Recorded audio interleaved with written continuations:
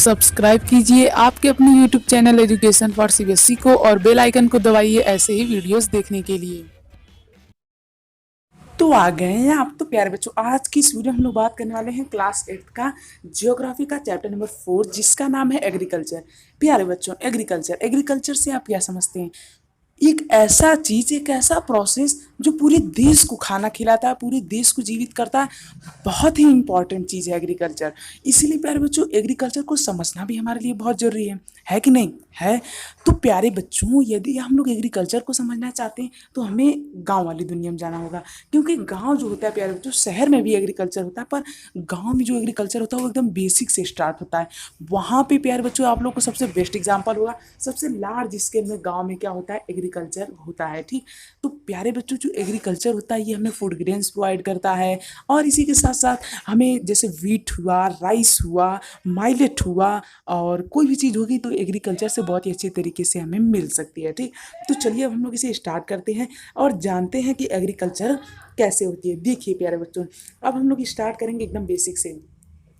अब मैं इस फिगर के माध्यम से समझाता हूँ। आप लोग सोच रहे होंगे एग्रीकल्चर से फ़ायदा क्या है। देखिए, एग्रीकल्चर में प्यारे बच्चों हम लोगों को पहले कुछ इनपुट देना पड़ता है, जिसे हम लोग इनपुट क्या कह देंगे, मशीनरी, यानी मशीन से हम लोग इसे बोएंगे या फिर गांव में तो किसान लोग जो होते हैं वो हाथ ही से ज़्यादा काम करते हैं। सिर्फ ट्रैक्टर से खेत जुताने का काम होता है, बाकी सारा काम मशीन हाथ से ही होता है। ठीक, और इसके बाद प्यारे बच्चों क्या होता है, ट्रैक्टर से खेत जोतने का काम हो जाता है और इसके बाद अपने हाथों से स्प्रे करते हैं फील्ड में। क्यों स्प्रे करते हैं? क्योंकि उसमें कोई वीड्स ना आए। वीड्स जानते हैं, जो अनवांटेड प्लांट होते हैं उसे वीड्स कहते हैं। आप लोग साइंस में चैप्टर 1 ही में पढ़े होंगे यार। और इसके बाद सीड्स का हम लोग उसमें इनपुट डालते हैं, उसके बाद हम लोग उसमें केमिकल्स डालते हैं। तो इन सभी को डालने के बाद हमें क्या मिलता है, हमें मिलता है क्रॉप्स, यानी कि फसल। उसे किसान लोग बेचते हैं हाई दाम में, फिर उन्हें क्या होता है, प्रॉफिट होता है। पर प्यारे बच्चों, कभी कभी क्या होता है, किसान लोग जितनी लागत लगाते हैं, यानी जितना पैसा लगाते हैं, उससे बहुत कम मिलता है। ठीक, तो इससे क्या होता है प्यारे बच्चों, वो लोग गुस्सा में कभी कभी ये सब जो अनाज होता है उसे कुएं में फेंक देते हैं। अब भाई सोचिए, आप ही हैं, आप कोई भी चीज़ मान लीजिए खरीद रहे हैं, 50 रुपये में खरीदे हैं ना, अब इसमें खूब मेहनत वहनत करके इसे बना दिए 100 रुपये के लायक, लेकिन आपको ये 40 में ही बिक रहा है मार्केट में, तो आपको कैसा लगेगा? तो इसी वजह से प्यारे बच्चों, किसान लोग कभी कभी गुस्सा होकर के इसे कुएं में भी फेंक देते हैं। ठीक, तो यहाँ पे प्यारे बच्चों हमें फ़ायदा क्या होता है कि हमें जो खेती होती है उससे हमें इनपुट कुछ डालना पड़ता है और इसके बाद हमें मिलता है, यानी कि जैसे मशीनरी हो गई, सीड्स हो गया और केमिकल हो गया, ये हम लोग अपने फील्ड में डालते हैं ताकि हमारी फील्ड प्रिवेंटेड रहे, अच्छा से अच्छा प्रोडक्शन हमें मिल सके। तो इसके बाद प्यारे बच्चों, फिजिकल इनपुट क्या होता है, जैसे कि सनलाइट चाहिए होती है, किसके लिए, फोटोसिंथेसिस के लिए। रेनफॉल चाहिए होती है, टेम्परेचर अच्छा होना चाहिए, ये नहीं कि एकदम से गर्मी आ जाए, एकदम से तांडव तांडव, नहीं नहीं नहीं, ऐसा भी नहीं कि एकदम ठंडी पड़ने लगे, नहीं ऐसा कुछ नहीं। तो हमें ऐसा भी क्या चाहिए, इन्वायरमेंट चाहिए। और ऐसा नहीं कि स्लोप हो, स्लोप होगा तो क्या हो गया प्यारे बच्चों, सारी मिट्टी खेत में की बह जाएगी। इसी वजह से एक प्लेन सरफेस भी रहना काफ़ी ज़रूरी है। इसके साथ साथ हमें स्टोरेज की जगह रहना चाहिए, लेबर की जगह रहनी चाहिए, मशीनरी की जगह रहनी चाहिए और केमिकल्स की भी जगह रहनी चाहिए। तो ये सब चीज़ें हैं जो हमें चाहिए होती हैं। ठीक, और ये सब चीज़ें हैं जो हम लोग लगाते हैं और फिर हमें बदले में क्या मिलता है, बदले मिलता है क्रॉप। ठीक, तो ये सब हमारा इनपुट आउटपुट का सिस्टम है। अब प्यारे बच्चों, हम लोग बात करेंगे टाइप ऑफ फार्मिंग के बारे में। इससे पहले यदि आप लोगों ने हमारे चैनल को सब्सक्राइब नहीं किया तो प्लीज़ कर दीजिए। तो प्यारे बच्चों, अब हम लोग बात करेंगे किसके बारे में, टाइप ऑफ फार्मिंग। देखिए प्यारे बच्चों, जो फार्मिंग होती है वो दो टाइप की होती है, कॉमर्शियल फार्मिंग और सब्सिस्टेंस फार्मिंग। देखिए प्यारे बच्चों, अभी तक हमने क्या देख लिया, फिजिकल इनपुट और आउटपुट के बारे में देख लिया। ठीक, तो चलिए अब हम लोग इसे स्टार्ट करते हैं। देखिए, ऐसी फार्मिंग प्यारे बच्चों, ऐसी फार्मिंग जो सिर्फ और सिर्फ अपने लिए की जा रही है ताकि हमारी फैमिली अच्छे से ग्रो हो सके, हम लोग अपना पेट भर सके, उसे क्या कहते हैं, उसे हम लोग कहते हैं सब्सिस्टेंस फार्मिंग। ठीक है, तो सब्सिस्टेंस फार्मिंग किसे कहते हैं, ऐसी फार्मिंग जो खाली अपने लिए हो रही है उसे हम लोग क्या कहते हैं, सब्सिस्टेंस फार्मिंग कहते हैं प्यारे बच्चों। अब यहाँ पे एक और इंटरेस्टिंग फैक्ट में आया था, ऑर्गेनिक फार्मिंग। ऐसी फार्मिंग प्यारे बच्चों, यानी in this type of farming organic manure and natural pesticide are use instead of chemical. तो उसे हम लोग क्या कहते हैं, ऑर्गेनिक फार्मिंग। यानी कि एक ऐसी खेती, मान लीजिए कि कोई किसान है, इसके पास ज़्यादा पैसा नहीं है, तो ये एक ऐसी खेती कर रहा है जिसमें केमिकल बहुत ही कम यूज़ कर रहा है, तो इसे हम लोग क्या कहते हैं प्यारे बच्चों? Organic farming. तो ऑर्गेनिक फार्मिंग क्या होती है? ऐसी फार्मिंग जिसमें केमिकल हम लोग सबसे कम या फिर एकदम ना के बराबर यूज करते हैं, उसे हम लोग कहते हैं प्यारे बच्चों ऑर्गेनिक फार्मिंग। अब प्यारे बच्चों सब्सिस्टेंस हमने देख लिया, हमने ऑर्गेनिक देख लिया, अब हम लोग बात करते हैं कॉमर्शियल फार्मिंग के बारे में। इससे पहले नहीं हाँ पहले बात करते हैं। देखिए कॉमर्शियल फार्मिंग प्यारे बच्चों वो फार्मिंग होती है जो हम लोग इसलिए करते हैं ताकि हमें मार्केट से कुछ पैसा मिल सके। अब जैसे कि प्यारे बच्चों बनाना हो गया, बनाना की खेती हम लोग करते हैं ताकि हम लोग उसे मंडी में जा करके कुछ बेच सकें।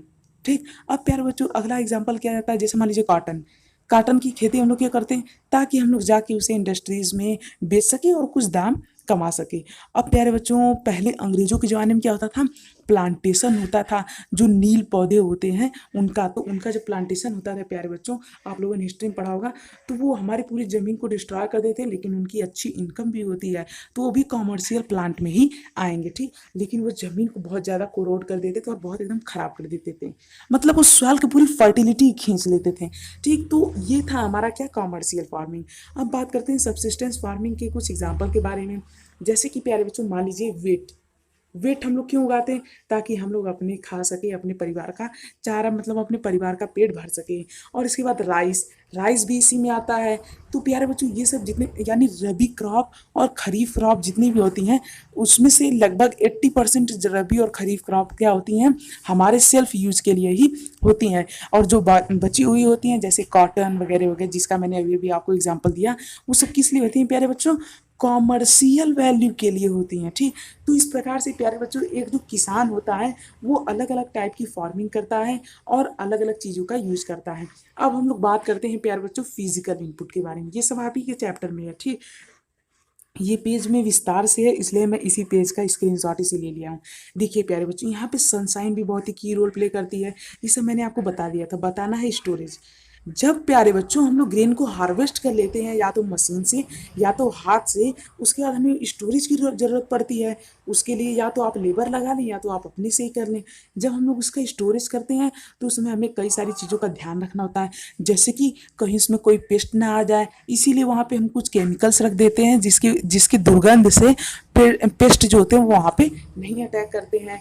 और हमें केमिकल की भी ज़रूरत होती है। मान लीजिए कोई खेत है जहाँ पे बहुत सारे वीड्स उग गए, तो वहाँ पे हम लोग क्या करते हैं प्यारे बच्चों, केमिकल्स का छिड़काव कर देते हैं और ये कम हो जाते हैं।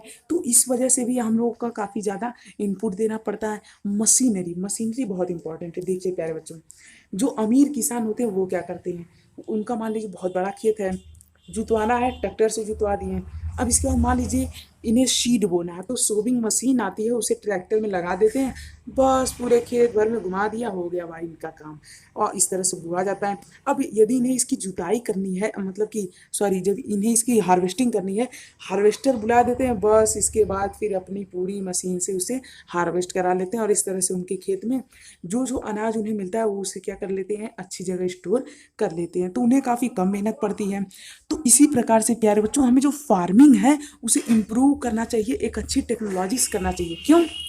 सोचिए एक आदमी है जो बहुत अच्छे अच्छे फर्टिलाइजर यूज कर रहा है यूएसए में, और एक इंडिया का आदमी है जो कि फर्टिलाइजर नहीं यूज कर पा रहा है, तो किसकी खेती अच्छी होगी? जाहिर सी बात है उसकी अच्छी होगी जिसके पास ज़्यादा अच्छे फर्टिलाइजर हैं। क्यों? क्योंकि उससे अच्छी से अच्छी वो प्रोडक्शन कर पाएगा। इसीलिए प्यारे बच्चों कहीं ना कहीं जो हमारी खेती होती है इसे इम्प्रूव करना भी बहुत ही ज़्यादा इम्पॉर्टेंट है। तो मुझे उम्मीद है आप लोग इसके इम्पोर्टेंट के बारे में समझ में आ गया होगा। यदि आया है प्यारे बच्चों तो प्लीज़ हमारे चैनल को सब्सक्राइब कर दीजिए, सबसे कम समय में आपको यहीं पर पूरा एक्सप्लेनेशन मिलता है, तो सब्सक्राइब कर दीजिए। तो मुझे उम्मीद अब तक आप लोग कर दिए होंगे, यदि नहीं किए तो प्लीज़ कर दीजिए। और इसी के साथ साथ प्यारे बच्चों एक बार इस चैप्टर का अपने से भी रीडिंग जरूर कर लीजिएगा। ओहो sorry sorry sorry, slash and burn छूट रहा है। देखिए स्लैश एंड बर्न प्यारे बच्चों वो फार्मिंग होती है जो गांव में होती है, एंड सॉरी जंगलों में होती है। जंगलों में क्या होता है, लोग पेड़ को काट देते हैं, वहाँ पे फार्मिंग कर देते हैं, और कई लोग तो यहाँ पे नोमैडिक फार्मिंग भी करते हैं, जैसे कि यहाँ पे फार्मिंग किया, फिर यहाँ फार्मिंग किया, फिर यहाँ फार्मिंग किया। तो ऐसे जंगलों में घूम घूम के जो लोग फार्मिंग करते हैं उन्हें स्लैश एंड बर्न और नोमैडिक फार्मिंग भी कहते हैं। तो लेसन 1 और नोमैडिक फार्मिंग, ये सब फार्मिंग के टाइप्स हैं, इन्हें आप लोग एक बार देख लीजिएगा, ठीक। तो मुझे उम्मीद आप लोग को बहुत ही अच्छे तरीके से समझ में आया होगा। तो यदि आप लोग यहाँ तक आ चुके हैं तो प्लीज़ चैनल को सब्सक्राइब कर दीजिए, बिल्कुल ही फ्री है, इसमें आपका कोई भी कॉस्ट लगने वाला नहीं है। तो चलिए अब हम लोग मिलते हैं अगले वीडियो में। Thank you. जय हिंद, जय भारत।